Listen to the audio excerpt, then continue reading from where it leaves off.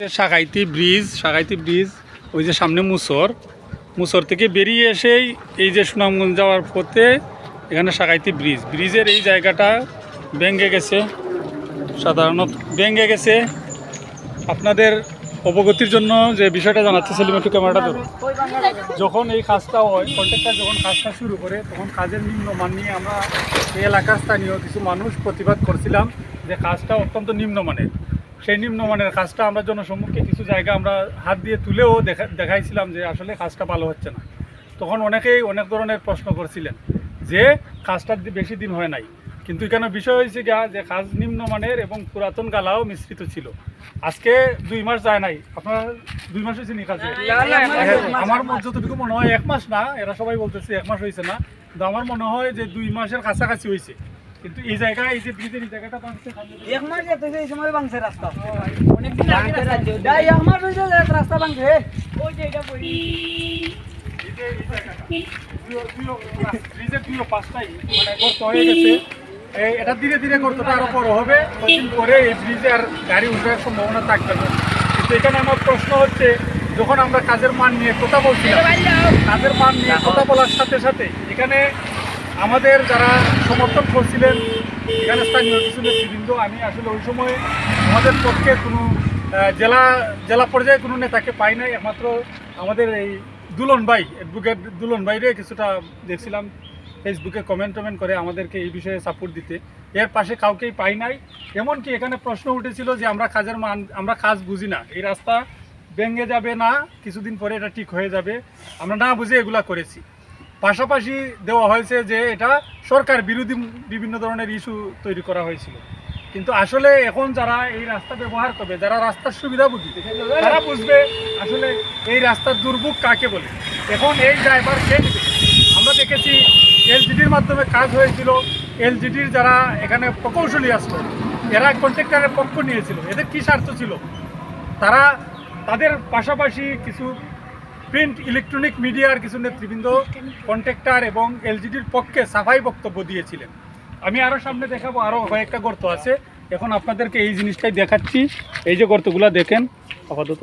তারপরে এখানে ডেউয়ের তেমন প্রভাব নাই, এই যে গাইড ওয়ালের এগুলা ভেঙে যাচ্ছে। তোমার আরও অনেকগুলা বিষয় আছে।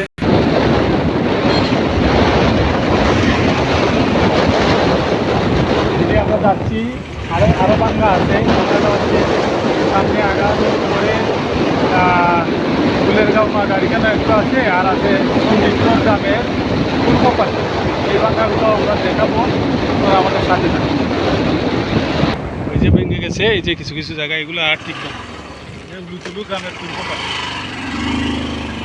এটা ওই যে গুলেরগাঁও, এটা গুলেরগাঁও, ওই যে 21 কিলোমিটার জামালগঞ্জ, ওই কিলোমিটারের পাশেই এটা দেখা যায় না, 21 কিলোমিটার এটা দেখা যাচ্ছে। ওই যে বাঙ্গাটা, এই যে এটা গুলেরগাঁও এলাকা, এই জায়গাটা বাঙ্গা। আরও যেসব জায়গা মানে গর্ত হওয়ার সম্ভাবনা সবগুলো দেখাচ্ছি। এই যে এটা চণ্ডীটোরের পূর্ব পাশে 2টা গর্ত, এই যে একটা শুরু হইতেছে আর একটা গর্ত হয়ে গেছে। এখন স্টার্ট করতে পারে। এখন প্রশ্ন হচ্ছে, এই রাস্তা নিয়ে যে আমরা প্রতিবাদ করেছিলাম, আমরা অভিযোগ করেছিলাম ডিসি মহোদয়ের কাছে, আমরা লিখিত অভিযোগ করেছিলাম আমাদের স্থানীয় সংসদ সদস্যের কাছে, আমরা এই এলজিডি অফিসেও লিখিত অভিযোগ করেছিলাম।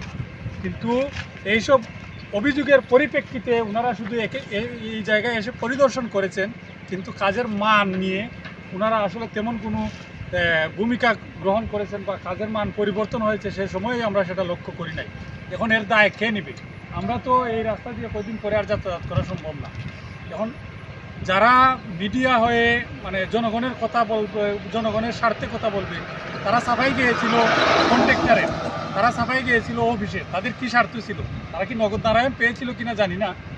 আর অফিস, ওই যে হেলাল সাহেবরা বলেছিল আমরা না বুঝে কাজের মান নিয়ে বা কাজের যে তাদের গালা মানে আমরা হাত দিয়ে নাড়িয়েছি।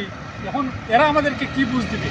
আপনাদের কাছে প্রশ্ন, আমরা যারা অত্র এলাকার বাসিন্দা, যারা এই অবকাঠামোগত উন্নয়নের জন্য বিভিন্ন ধরনের আন্দোলন সংগ্রাম করেন, তারা এই বিষয়ে আপনাদের মতামত জানাবেন যে আসলে আমরা যাব কোথায়। এইসব অনিয়ম, এইসব দুর্নীতির প্রতিরোধে কার কাছে যাব? যেখানে সাংবাদিকরা দুর্বৃত্তি করে, যেখানে অফিস কমিশন খায়, যেখানে স্থানীয় জনপ্রতিনিধি নীরব থাকে, তারা কোনো ভূমিকা নেয় না। সবার যার যার অবস্থান থেকে যার যে প্রতিবাদ করবেন এবং মন্তব্য দিবেন, কমেন্টস করে হলেও অন্তত একটা বা শেয়ার করে হলেও এই বিষয়ে আপনারা প্রতিবাদ করবেন। এটা আপনাদের নিজস্ব দায়িত্ব, কারণ যারা রাস্তা ব্যবহার করি এটা সবার দায়িত্ব। এটাই আমার কাছে, কারণ এরা অবশ্যই আমাদেরকে একটা এই কাজের যে 2 মাস হলো না, বাচ্চারা বলছিল 1 মাস, 2 মাস হলো না এই কাজের মান এরা কি বলবে?